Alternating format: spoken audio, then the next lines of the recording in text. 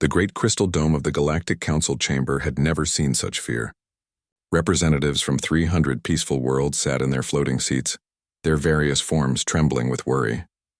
Some had tentacles that curled tight with stress. Others had feathers that stood on end. A few had skin that changed color to show their panic. At the center of the dome, High Counselor Vexani spoke with a voice that shook. Her blue skin had turned almost white with fear. Friends, we face the end of everything we know. The Zaphirian Empire has given us 30 solar cycles to surrender all our worlds. The chamber filled with worried sounds. Some species made clicking noises. Others hummed low songs of sadness. The Altarian delegate, a tall being with 4 arms, stood up. High Counselor, surely our defense fleets can protect us. Vexani's large eyes grew dim. Admiral Koltar, please share your report. The military leader floated forward. His thick gray skin looked rough like stone. The Zaphirians destroyed our outer defense line in mere hours. Their ships cut through our strongest shields like they were made of air. Their weapons turn our metal hulls into dust. We lost 40% of our fleet and we barely scratched their ships. A small furry delegate from the Mirren system spoke up. What do they want? Why are they doing this? They want our worlds, Admiral Koltar said. But not for living on. They strip planets bare. They take every useful thing and leave dead rocks behind. They have done this to dozens of systems already. The refugees tell horrible stories. The chamber grew quiet. These beings had built their great society on peace and trade. For thousands of years, they had solved problems with words, not weapons. War was something they had read about in old books, not something they lived. Dr. Zelnara, the head of xenobiology, asked to speak. She was one of the few who still looked calm. Her green scales caught the light as she moved. High Counselor, may I suggest something that might sound crazy? At this point, Dr. Zelnara, we need any idea, no matter how strange. The scientist activated a hologram that showed a map of their galaxy. Red dots marked the Zaphirian advance. Blue areas showed Confederation space. But there were also gray zones marked with warning symbols. These are the dead sectors, Dr. Zelnara explained. For 3,000 years we have avoided them. The worlds there are too dangerous for life. Gravity that would crush our bones. Radiation that would kill us in minutes. Temperatures that would freeze or burn us instantly. Atmospheres full of poison. Yes, we know about those cursed places, said the Altarian delegate. What about them? Our long-range probes detected something interesting. Signals. Organized patterns that suggest intelligence. Not just on one world, but many worlds in the dead sectors. The chamber buzzed with confusion. How could anything live in such terrible places? Dr. Zelnara continued. I think something lives in those dead zones. Something that survived in places that would kill us. If they can live in such hell, maybe they are strong enough to fight the Zaphirians. Admiral Koltar made a sound like rocks grinding together. You want us to ask for help from things that live in places that would kill us by just being there? How do we even talk to such beings? We send a diplomatic mission, Dr. Zelnara said. Our best ship, with the strongest shields and life support we have. We try to make contact. Many delegates started arguing at once. The idea seemed too dangerous, too strange. Some said it was better to surrender than to risk contact with unknown horrors. High Counselor Vexiani raised her hand for silence. Friends, let me ask you something. What do we know about survival? We come from gentle worlds with perfect weather and safe environments. We have never faced real danger. Maybe that is why we cannot fight the Zaphirians. She looked around the chamber. But think about this. If something lives in those dead worlds, it knows how to survive impossible things. It knows how to be strong when everything tries to kill it. Maybe that is exactly what we need. The debate went on for hours. Some delegates walked out, too scared to even think about the plan. Others argued that it was better to try something than to just wait to die. Finally, they voted. It was close, but the plan passed. They would send a mission to the dead sectors. Who will go on this mission? Asked the Altarian delegate. Ambassador Telquin volunteered. She was known for being brave and smart. Her people, the Velnari, were already tougher than most Confederation species. If anyone could survive meeting unknown horrors, it might be her. I will take our fastest diplomatic ship, she said, the one with the best shields and protection. If there are intelligent beings in those dead worlds, we will try to talk to them. Dr. Zelnara showed them the closest dead world on the map. This system has the strongest signals. The third planet from its star shows signs of massive civilization, but the readings are terrible. The gravity is twice what most of us can handle. The atmosphere would burn our lungs. The radiation levels would kill most of our species in hours. And you think something lives there? Admiral Koltar asked. Not just lives there, Dr. Zelnara said. The energy readings suggest billions of beings. Cities that span continents. Industry that rivals our greatest worlds. Whatever lives there, it is not primitive. The meeting ended with mixed feelings. Hope that maybe they had found an answer. Fear about what they might find in those terrible places. Terror about what would happen if this plan failed. As the delegates left the chamber, many of them looked back at the map still floating in the center. The gray zones seemed to glow with mystery and danger. In 30 solar cycles, the Zaphirians would return for their answer. Ambassador Telquin prepared for the most dangerous diplomatic mission in galactic history. She would travel to a world that could kill her just by breathing its air. She would try to talk to beings that might be so alien that communication was impossible. But she had to try. The fate of 300 peaceful worlds now depended on whatever lived in hell. Her ship launched 3 days later. The destination was a yellow star in the dead sector, third planet from the sun. The readings showed it was a nightmare world of violence and danger, but it was also their only hope. As her ship jumped to hyperspace, Ambassador Telquin wondered what kind of beings could live in such a place. Were they monsters, angels, or something completely beyond imagination? Soon she would find out. The future of the galaxy depended on whatever she found in that distant hell. Ambassador Telquin's ship dropped out of hyperspace at the edge of the yellow star system. Her crew of 6 specialists stared at their instruments in shock. Every reading showed numbers that should have been impossible. Ambassador, called Chief Science Officer Morton, his voice tight with fear. These readings cannot be right. The third planet shows gravity that would crush most of our bones. The electromagnetic readings suggest constant lightning storms. And the atmosphere, he paused. The atmosphere would dissolve our ship's hull in hours. Telquin looked at the blue and green world on their main screen. It looked beautiful from space, with white clouds swirling over vast oceans. But she knew those pretty clouds hid deadly storms. Those blue oceans were filled with salt that would poison most galactic species. Show me the civilization readings, she ordered. The screen changed to show energy patterns across the planet. Telquin gasped. The entire surface glowed with activity. Massive cities covered the continents. Lights blazed even on the night side. Flying vehicles moved in organized patterns through the atmosphere. There are billions of them, whispered Navigator Pelton. How is this possible? Nothing should be able to live down there. Communications Officer Yixara, are you picking up any signals? Yes, Ambassador. Thousands of different channels, multiple languages, and... She paused, her 4 eyes widening. They are already talking about us. What do you mean? They detected our arrival. They know we are here. Their military forces are tracking our ship. Telquin felt her stomach twist with worry. Are they hostile? Unknown. But they are curious. I am getting signals that might be attempts to communicate. Can you understand anything? Yixara worked at her station for several minutes. Some of it. They use mathematical concepts we recognize. They are asking who we are and why we are here. Telquin made a decision that would change galactic history. Send a response. Tell them we come in peace. Tell them we need help. The response came back quickly. They want to meet us. But Ambassador, they want us to come down to their planet. The crew looked terrified. Going down to that death world would be suicide for most species. Do they understand we cannot survive on their world? I think so. They are suggesting a meeting in space near their largest orbital station. On the screen, a massive structure appeared. It was bigger than some of their cities, spinning slowly to create artificial gravity. Ships moved around it like insects around a flower. Take us there, Telquin ordered. Slowly. Keep our shields up. As they approached, they saw the orbital station more clearly. It was built like a fortress with thick walls and powerful weapons, but it also had docking bays and what looked like diplomatic areas. Incoming message, Yixara announced. Audio and visual. The main screen flickered, and Telquin found herself looking at something that would give her nightmares for years.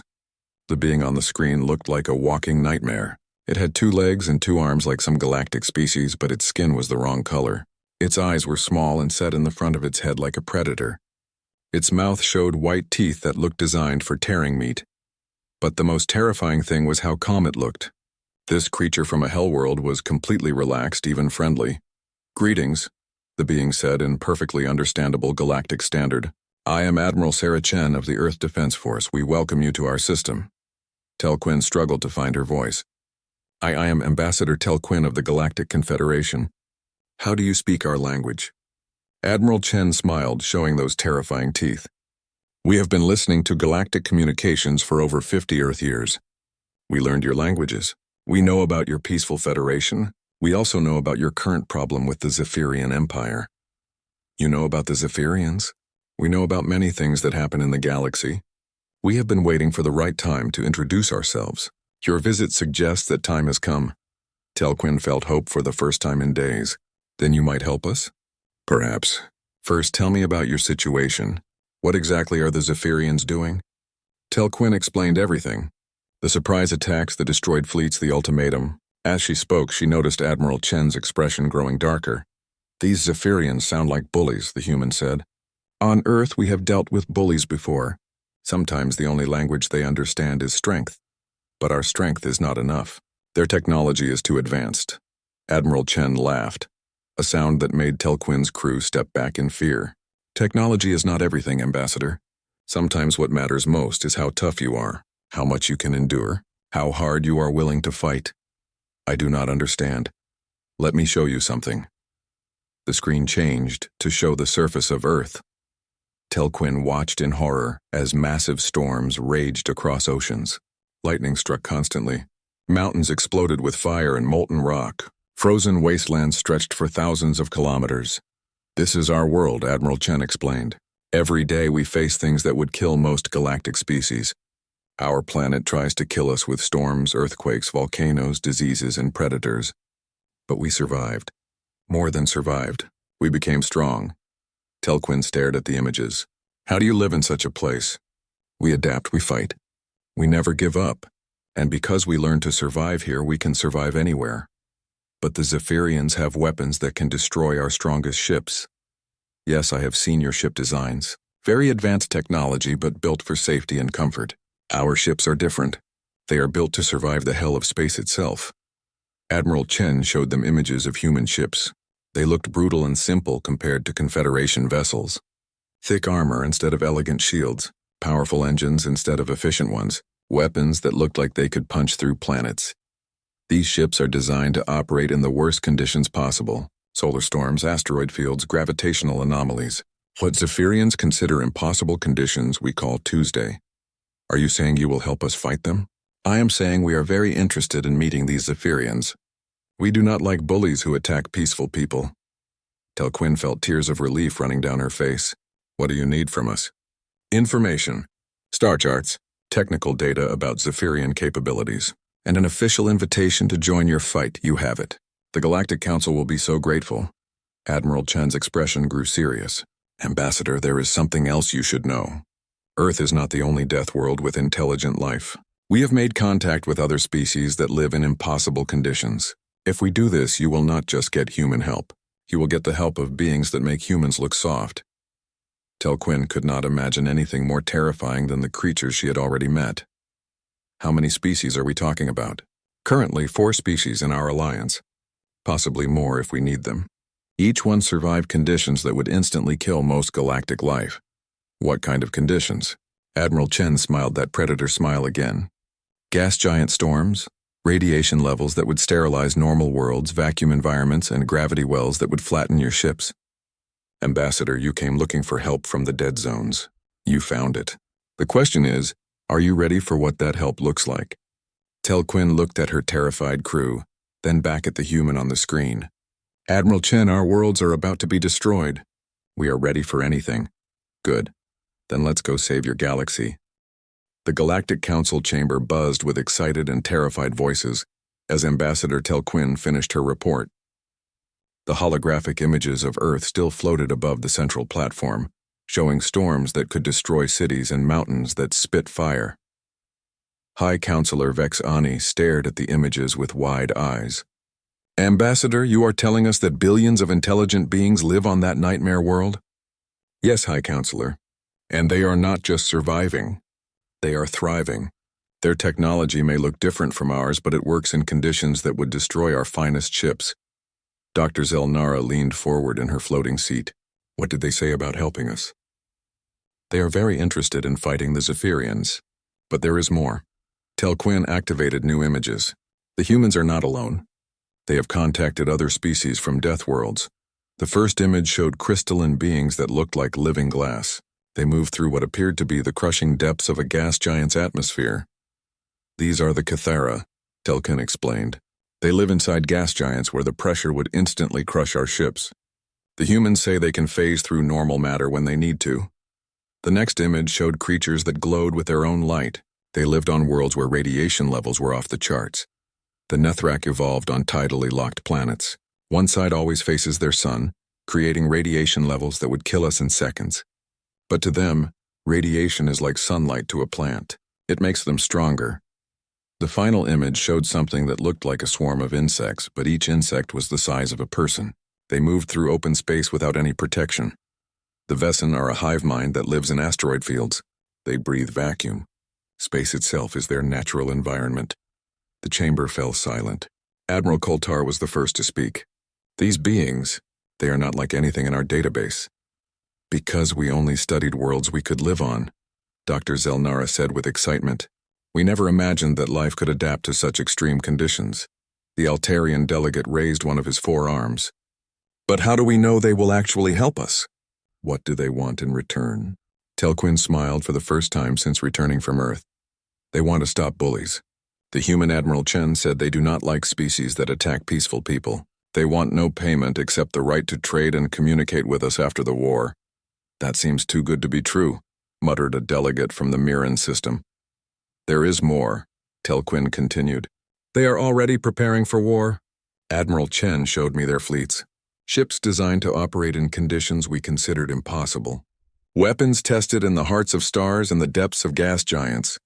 High Counselor Vexani stood up. When will they arrive? They are already coming. A human advance fleet should reach our space in 10 cycles. The full Deathworld Alliance will be here in 20 cycles. That gives us 10 cycles before the Zaphirian deadline, Admiral Koltar calculated. Will that be enough time?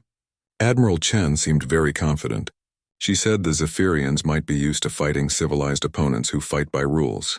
Deathworlders do not follow the same rules. 5 cycles later, the first human ships arrived in Confederation space.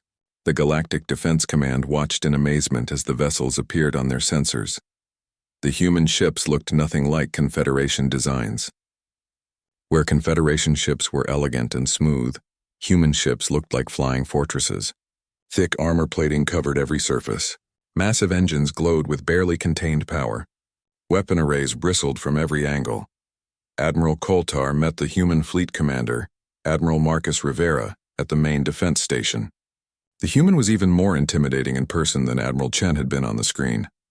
Admiral Rivera, Koltar said, trying to keep his voice steady. We are grateful for your help, the human nodded. We are here to stop the Zaphirians. Show us their ship designs and tactical information. When Koltar displayed the Zaphirian fleet data, Admiral Rivera studied it with interest rather than fear. Interesting, the human said. They rely heavily on energy shields and long-range weapons. Classic Space Navy tactics. Those energy shields destroyed our best weapons, Koltar explained. Admiral Rivera smiled that terrifying human smile. Energy shields work well against energy weapons. They work less well against kinetic weapons, and they do not work at all against certain types of exotic matter. I do not understand. You will. When the Cathara arrive, you will see what I mean. 3 days later, the Cathara ships appeared. They did not arrive in normal space. Instead, they seemed to phase into reality like ghosts becoming solid. Their ships looked like giant crystals that caught and bent light in impossible ways. The Cathara ambassador, a being of living crystal that spoke through harmonic vibrations, met with the Confederation leaders. We greet you. Dwellers of gentle worlds, the crystal being sang. We come to help you against those who would destroy peace. Dr. Zelnara asked the question everyone wanted answered. How do you phase through matter? We learn to exist between states of reality in the crushing depths of our world. Solid matter is just another pressure to us. We can become like gas when we need to, or solid like diamond when we must fight. Next came the Nethrak ships, glowing with their own radioactive light. They arrived through a region of space so irradiated, that it should have been deadly to any life form. The Nethrak commander, a being that looked like living starlight, explained their abilities. Radiation is our food and our strength. The more hostile the environment, the more powerful we become. In the heart of battle, we grow stronger. Finally, the Vessen arrived. Their ships were not really ships at all, but collections of their individual bodies working together. Each Vessen could survive in vacuum, and together they formed a living spacecraft. The Vessen spoke as one voice through their hive mind. We are many, but we are one. We live where others die.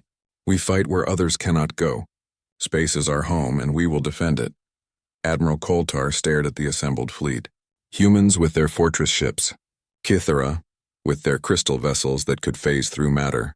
Nethrak with their radiation-powered technology. Vessen swarms that treated space like an ocean. How do we coordinate such different forces? He asked Admiral Rivera.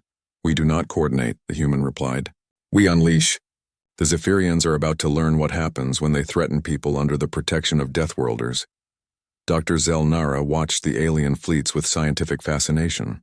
These beings represent evolution under the most extreme conditions possible. They are what life becomes when survival requires absolute adaptation. High Counselor Vexani joined them at the observation deck.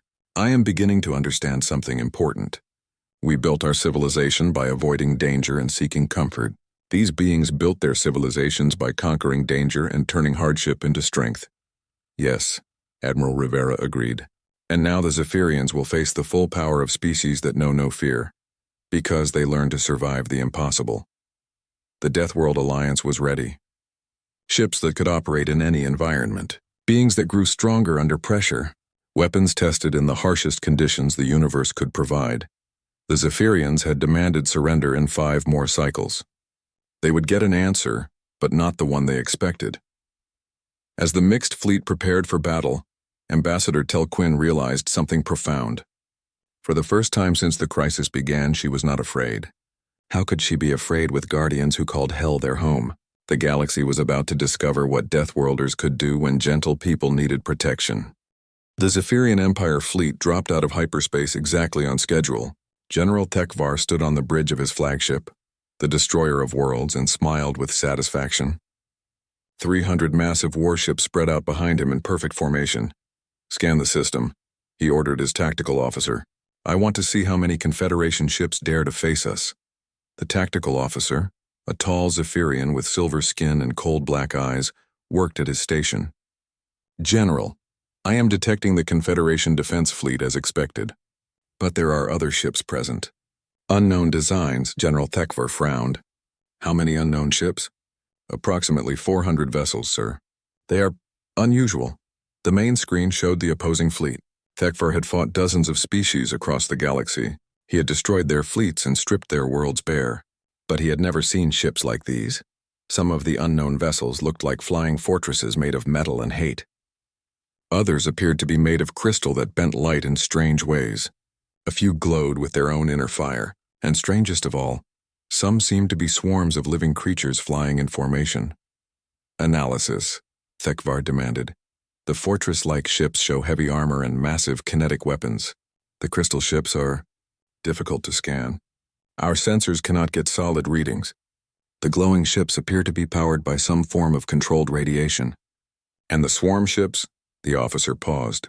Sir, I think those are individual life forms acting as a single vessel. Tekvar laughed. Primitives with unusual ship designs, no matter. Open communications to the Confederation fleet. The screen flickered, showing the bridge of a Confederation vessel. Tekvar recognized Admiral Koltar from intelligence reports. Admiral, Tekvar said with mock politeness, have you come to surrender? I see you brought friends, but numbers will not save you. Admiral Koltar looked calmer than Tekvar expected. General Tekvar, I have come to deliver a message. The Galactic Confederation rejects your ultimatum. We will not surrender, then you will all die. Your ships are no match for Zaphirian technology, perhaps, but our friends might have different ideas. The screen split to show additional faces. Tekvar saw beings he did not recognize, a creature that looked like a primitive predator with forward-facing eyes, a being made of living crystal, something that glowed with inner light, and a swarm intelligence that spoke with one voice. The predator creature spoke first. General Thekvar, I am Admiral Sarah Chen of the Human Defense Force. Your war with the Confederation is now a war with the Deathworld Alliance. Deathworld Alliance? Thekvar had never heard the term. The crystal being sang in harmonics that translated as words. We are the children of impossible worlds. We come to protect those who choose peace. The glowing being spoke with a voice like controlled fire. We have faced the rage of dying stars and survived. Your weapons do not frighten us. The swarm intelligence buzzed as one. We are many. We are one. We are the children of vacuum and void. Space is our weapon. Thekvar cut the transmission and turned to his fleet commander. Destroy them all. Start with the fortress ships. They look the most dangerous. The Zaphirian fleet opened fire with weapons that had shattered 100 worlds. Energy beams that could melt continents lanced out toward the human ships. The human vessels did not dodge. Instead, they charged straight into the weapons fire. Impossible, whispered the tactical officer. Their ships should be scrap metal. But the human ships kept coming. Their thick armor absorbed hits that would have destroyed Confederation vessels. Molten metal ran down their hulls like rain, but the ships did not stop. Return fire, Thekvar shouted. The human response was unlike anything the Zaphirians had seen. Instead of energy weapons, the humans fired massive chunks of metal at incredible speeds. The kinetic rounds punched through Zaphirian shields like they were made of paper. How are they penetrating our shields? Thekvar demanded. The projectiles are moving too fast for our shield generators to deflect, his science officer reported. And they appear to be made of some kind of super-dense material. Then target the crystal ships. The Zaphirians turned their weapons on the Kithara vessels. The energy beams hit the crystal ships and passed right through them as if they were not there. What is happening? The crystal ships are phasing in and out of normal space, the science officer said, his voice rising with panic. They exist in multiple dimensions simultaneously. Our weapons cannot lock onto them. As they watched, the Kithara ships phased back into solid reality.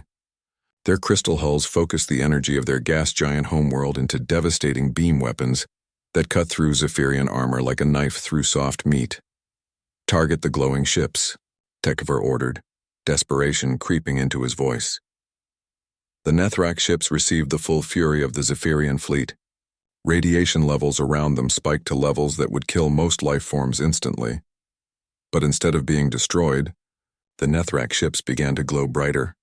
Sir, the science officer said with growing horror, they are absorbing our weapons fire. The radiation is making them stronger. The Nethrak returned fire with weapons powered by the very attacks meant to destroy them. Radiation beams that could sterilize planets tore through the Zaphirian formation. The swarm ships, surely we can destroy individual creatures. The Vessen were ready for this attack. As Zaphirian weapons targeted individual members of their swarms, the creatures simply dispersed into smaller groups. What had been one large target became thousands of tiny ones. The individual Vessen then reformed into boarding parties that attached themselves to Zaphirian ships. They began cutting through the hulls with tools designed to work in the vacuum of space. General, called the damage control officer. They are boarding us. They are inside the ship. Alarms sounded throughout the Zaphirian fleet. These were not normal boarding actions. The Vessen moved through vacuum-filled corridors as easily as walking through air. They disabled ship systems with the precision of beings who had spent their entire evolution learning to repair and modify technology in the harshest environments. But the worst was yet to come. Human boarding parties began attacking the larger Zaphirian vessels. These creatures from the death world moved through environments that would kill normal beings in seconds. When the Zaphirians flooded sections with radiation to kill the boarders, they found humans in suits designed to work in the radioactive depths of their home planet. When they pumped out the atmosphere, they discovered humans who had trained in the vacuum of space. When they filled sections with poison gas, they met humans whose homeworld had taught them to survive atmospheric conditions that would dissolve most life forms. General, Admiral Rivera's voice came over the communication system. This is your first and only chance to surrender. Thekvar looked around his bridge. Half his fleet was destroyed or disabled. The other half was being torn apart by weapons and tactics beyond his understanding. How? He whispered. How are you doing this? Simple, Admiral Chen replied. You learn to fight by conquering weak opponents. We learn to fight by surviving on worlds that tried to kill us every day. There is a difference. The Kithara commander sang her deadly harmony. You know only easy victories. We know only hard survival. The Nethrak spoke with their voice of living radiation. You fear death. We were born in the heart of dying stars. The Vessin buzzed as one. You fight from inside safe ships. We are already home in the void between worlds. Tekvar realized the truth with growing horror. His empire had grown strong by attacking civilizations that valued peace over war. They had never faced beings that were forged in constant struggle, shaped by impossible conditions and tempered by daily survival against odds that would kill any normal species. Withdraw, he ordered. All ships retreat to hyperspace. But retreat was not as simple as he hoped.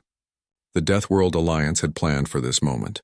Human ships, built to operate in the gravity wells of gas giants, pursued the fleeing Zaphirians even as they tried to jump to hyperspace. Kithra vessels phased through space itself to cut off escape routes. Nethrak ships, powered by the radiation of stellar phenomena, followed the Zaphirians through hyperspace jumps that would have killed normal crews. And the Vessin, comfortable in any environment, spread out to track every fleeing ship. The mighty Zaphirian Empire, conqueror of worlds, ran from the children of hell. Behind them, the Deathworld Alliance regrouped around the grateful Confederation fleet. The galaxy had learned a new truth. Sometimes the strongest warriors come from the places where survival itself is victory. 3 months after the battle, the Galactic Confederation Council chamber looked very different. New seats had been added for the representatives of the Deathworld Alliance. The chamber itself had been modified to accommodate beings with very different environmental needs. Admiral Sarah Chen sat in a specially designed section where Earth-normal atmosphere mixed with the more delicate air, preferred by most Confederation species.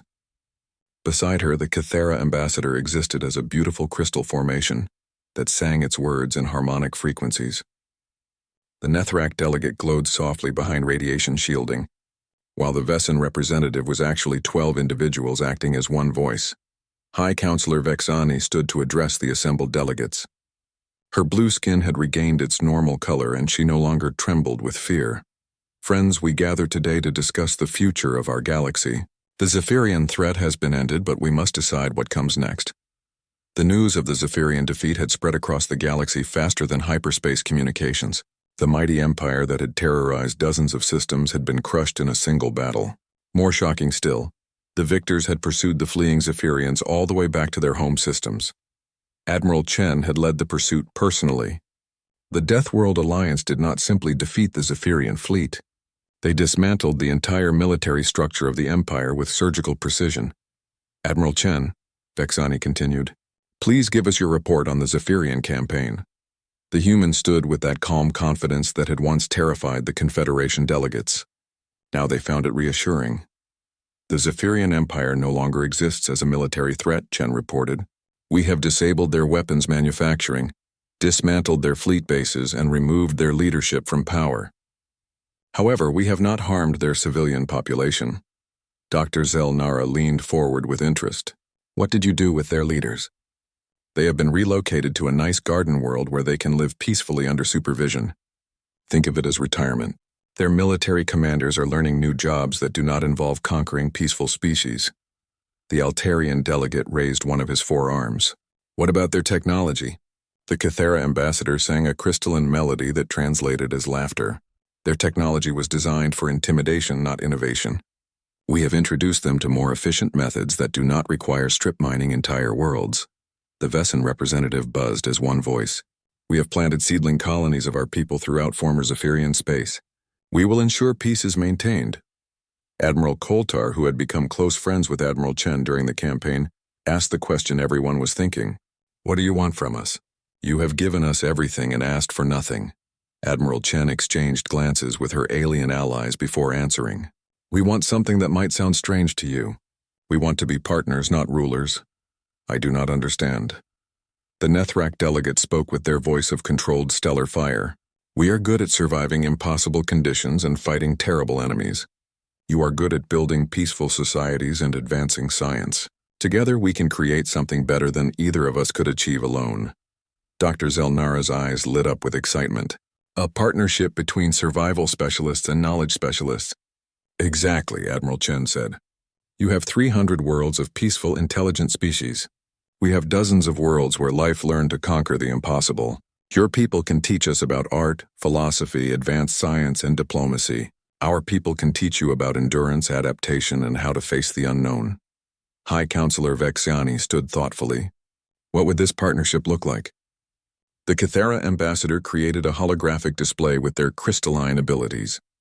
Imagine exploration ships crewed by both types of species.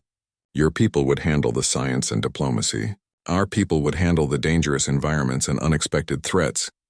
Imagine research stations that could operate in any environment, the Vessin added. Gas giant depth, stellar coronas, radiation fields, gravity anomalies, places where knowledge waits but normal expeditions cannot survive. Imagine colonies that could thrive anywhere, the Nethrak continued. No world would be too harsh, no environment too hostile. The galaxy would truly be open to all life. Admiral Chen concluded the presentation. Most importantly, imagine a galaxy where peaceful species never again have to fear aggressive empires, where Deathworlders stand guard so that Garden Worlders can focus on building something beautiful. The debate that followed lasted for hours. Some delegates worried about becoming dependent on the Deathworld species. Others feared that the Alliance might eventually become conquerors themselves. Ambassador Telquin, who had first made contact with humanity, stood to speak. I have spent months working with these beings. I have seen their ships, their worlds, their cultures. They are not conquerors. They are guardians. They fight not because they love war, but because they love the things that war protects. Dr. Zelnara supported her. From a scientific perspective, this alliance represents the next step in galactic evolution. We have reached the limits of what peaceful expansion can achieve. To go further, to truly explore the universe, we need partners who can survive where we cannot. Admiral Koltar added his military perspective. These beings proved they could have conquered us easily. Instead, they chose to protect us. That tells me everything I need to know about their character. The vote was unanimous. The Galactic Confederation would become the Galactic Partnership, with the Deathworld Alliance as equal members. 6 months later, the first mixed crews launched on exploration missions to previously impossible destinations. Human engineers worked alongside Confederation scientists to design ships that could operate in any environment. Kythera navigators guided vessels through dimensional anomalies, while Altarian physicists studied the phenomena. Nethrak security teams protected research expeditions in radiation fields, while Velnari diplomats made first contact with energy beings. The Vessin, with their natural ability to live in space, became the galaxy's premier rescue service. No ship lost in the void was beyond their reach. Admiral Chen stood on the observation deck of the new Joint Command Station, watching mixed fleets depart for the galactic rim. Beside her, High Counselor Vexani marveled at how much had changed. A year ago, we were a collection of peaceful worlds hiding from the dangers of the galaxy, Vexani said. Now we are partners with the children of those very dangers. It makes sense when you think about it, Chen replied. You needed protection. We needed purpose. You taught us that there are things worth protecting. We taught you that protection is possible. What do you think the future holds? Admiral Chen smiled as she watched a human-designed ship powered by Nethrak, technology and navigated by Kythera crystals, disappear into hyperspace on a mission to explore the galactic core. I think the universe is about to discover that there is no limit to what life can achieve when the dreamers and the survivors work together. Far across the galaxy, on worlds both gentle and harsh, children of a dozen species grew up hearing stories about the day the Deathworlders came to save the Garden Worlds. They learned that strength comes in many forms, that diversity creates resilience, and that sometimes the most important thing you can do is stand between the innocent and those who would harm them. The galaxy had learned that hell worlds create guardians, and guardians create the safety necessary for paradise to flourish. In the end, the aliens had truly had no idea who would arrive when they called for help, but they discovered that sometimes salvation comes from the most unexpected places, wearing the most unexpected faces, and carrying the strength born from surviving the impossible. The age of the Galactic Partnership had begun, protected by those who called hell home and guided by those who dreamed of heaven.